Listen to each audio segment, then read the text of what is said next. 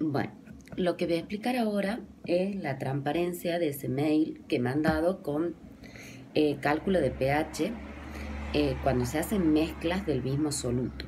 ¿Qué quiere decir eso? Por ejemplo, si yo mezclo 2 o 3 soluciones de ácido clorhídrico, de ácido sulfúrico, de hidróxido de calcio, ¿bien? Eso significa cuando yo digo del mismo soluto. Si fueran de diferentes solutos, sería, por ejemplo, si mezclo ácido clorhídrico con hidróxido de calcio, por ejemplo. Nos tenemos que acordar de todos los tips que he dado en mezcla de soluciones, porque esos, además de aplicarlo en soluciones, lo vamos a aplicar acá. Entonces, yo les hice el dibujito donde tengo dos Erlenmeyer, dos frascos, no importa, donde ustedes tienen una solución 1 y una solución 2. De la solución 1 van a tener el volumen 1 y una determinada concentración, que en general es en molaridad, bien, que me dan. Y si no me la dan, trato de pasar ese dato a molaridad para que se me sean más fáciles los cálculos. Respecto a la solución 2, por ejemplo, también voy a tener un determinado volumen y una determinada concentración. Vuelvo a repetirle, lo mejor es que se trabaje en molaridad con ese dato para poder hacer los cálculos respectivos. Entonces voy a tener de esa mezcla, voy a tener una solución final. Bien, que en los enunciados le ponen solución final, mezcla resultante, solución resultante. Bien, donde volvemos a repetir, el volumen es aditivo. Significa que para tener el volumen de esa mezcla voy a tener que sumar el volumen de la solución 1 con el volumen de la solución 2. Si fueran 3, obviamente va ese volumen también. Si por ejemplo tengo una solución 1, una solución 2 y le agrego 500 mililitros de agua, el volumen de agua también va incorporado en el volumen final. Y me pide que de eso calcule el pH, bien, de esa mezcla resultante. Bien, a ver, en la misma transparencia, para el otro costado está equilibrio iónico, me dice que el pH es menos logaritmo de la concentración protón. Por consiguiente, si yo tengo un ácido, yo le he puesto un ácido ahí monoprótico, bien, un ácido monoprótico que se ioniza en protón más al anión. Los moles, como las concentraciones, digamos, del ácido y del protón, van a ser iguales, bien. Entonces, si ustedes calculan los moles de ácido que aporta la solución 1, esos moles, o sea, en el volumen S, es igual a los moles protones, bien.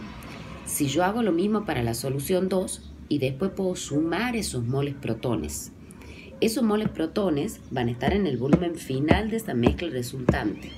Pero yo tengo que sacar concentración protón, significa expresado en 1000 mililitros. Bien, una vez que calculo la concentración protón, recién calculo el pH con la fórmula pH igual a menos logaritmo de la concentración protón. En la otra transparencia les he puesto qué pasaría si tendríamos un ácido diprótico, donde su ionización es diferente, porque se liberan dos protones. Entonces esa concentración de ácido y la concentración protón no son iguales. Por consiguiente, los moles tampoco van a ser iguales. Entonces, yo digo, un mol de ese ácido me liberan dos protones en solución acuosa. Por ejemplo, hagan de cuenta que el enunciado dice 0,15 molar. 0,15 moles me liberan X moles protones. Bien, o sea, una vez que yo calculo esos moles protones, bien, para las dos soluciones, por ejemplo, después puedo sumar esos moles protones, estar en el volumen final, calculo molaridad porque tengo que calcular en 1000, bien, y después me voy a la fórmula pH igual a menos logaritmo de la concentración protón. Después, ¿qué pasaría si tenemos una base? Ahí en esa transparencia yo le he puesto una base monohidroxilada donde la concentración de la base es igual a la concentración oxidrilo.